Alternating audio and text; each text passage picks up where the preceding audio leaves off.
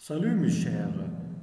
Après avoir travaillé toutes les expressions de la concision, maintenant c'est à nous de s'exercer, de faire des exercices.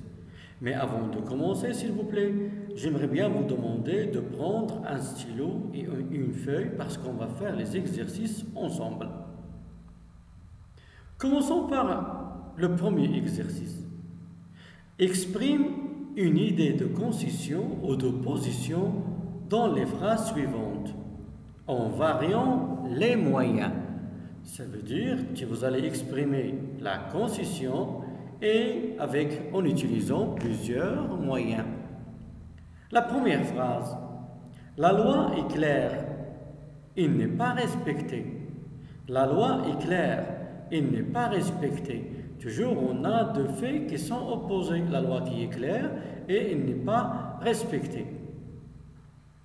Vous allez utiliser une conjonction de subordination ou bien des conjonctions de subordination. Vous pouvez utiliser les adverbes de concision. Vous pouvez utiliser aussi les prépositions et aussi les conjonctions de coordination qu'on a vues. Et aussi, vous pouvez utiliser l'expression avoir beau. Alors, pour le premier exercice, ou bien pour la première phrase, on va voir la correction ensemble.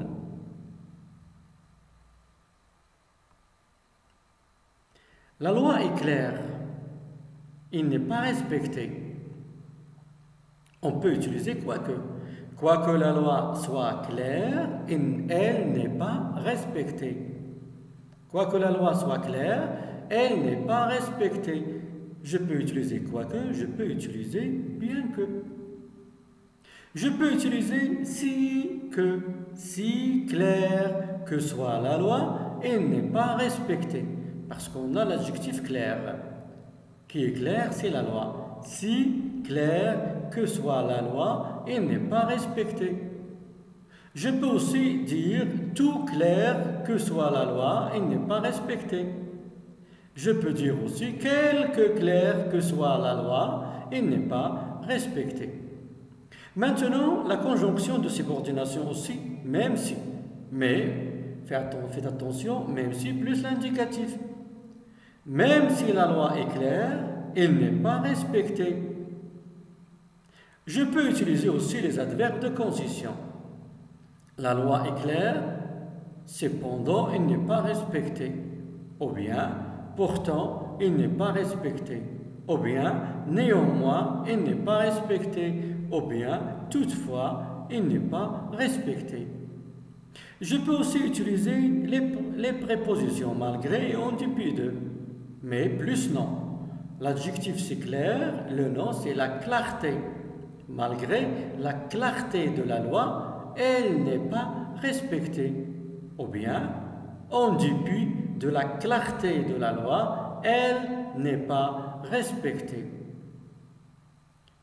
La loi est claire, mais il n'est pas respecté.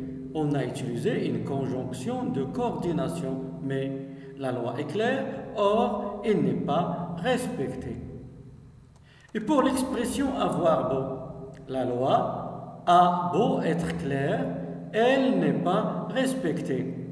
Et le verbe avoir est conjugué au présent parce que la loi est claire, le verbe être est conjugué au présent. Et toujours plus l'infinitif, le verbe être à l'infinitif. La loi a beau être claire, il n'est pas respecté. Alors maintenant, s'il vous plaît, à vous de s'exercer. La deuxième phrase. C'est une scène drôle. Les spectateurs ne rient pas. C'est une scène drôle.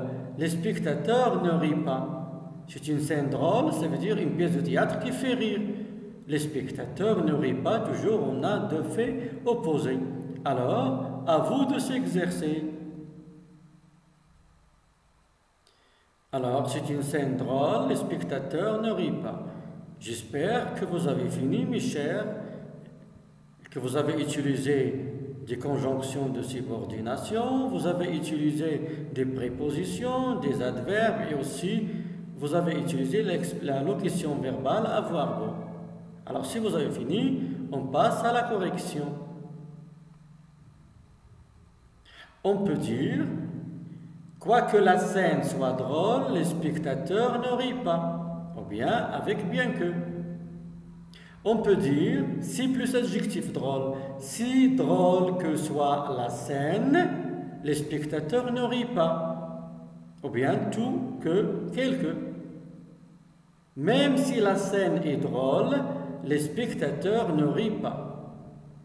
La scène est drôle, pourtant les spectateurs ne rient pas. Je peux dire pourtant ou bien cependant, néanmoins, toutefois. La scène est drôle, mais les spectateurs ne rient pas.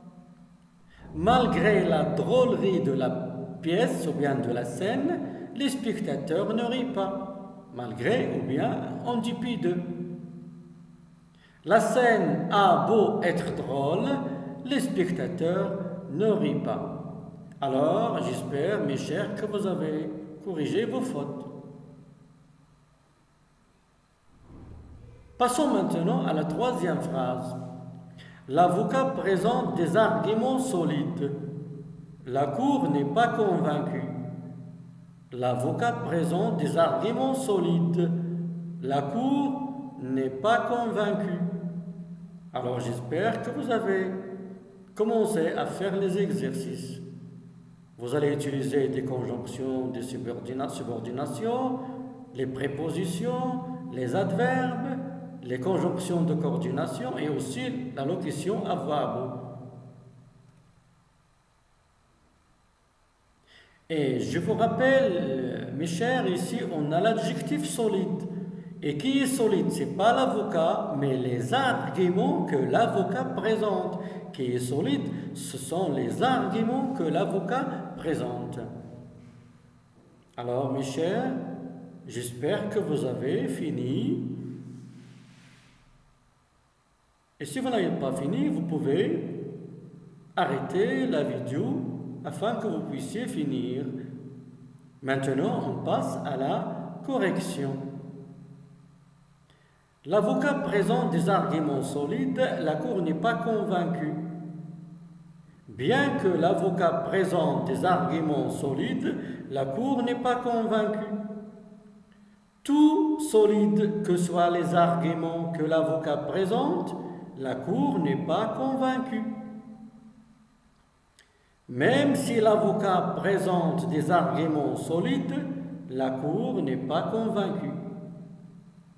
L'avocat présente des arguments solides, or la cour n'est pas convaincue. L'avocat présente des arguments solides, cependant la cour n'est pas convaincue. Malgré la solidité des arguments, que l'avocat présente, la cour n'est pas convaincue, parce que ici, qui est solide, ce sont les arguments. L'avocat a beau présenter des arguments solides, la cour n'est pas convaincue. Alors j'espère, mes chers, que vous avez corrigé vos fautes. Qu'on puisse passer maintenant à la quatrième phrase. La quatrième phrase maintenant. Le malade a guéri, il doit garder le lit. Le malade a guéri, il doit garder le lit. Alors la même chose. Vous allez faire l'exercice en variant les moyens, s'il vous plaît. Alors j'espère, mes chers, que vous avez fini. Alors si vous avez fini, mes chers, on peut passer à la correction.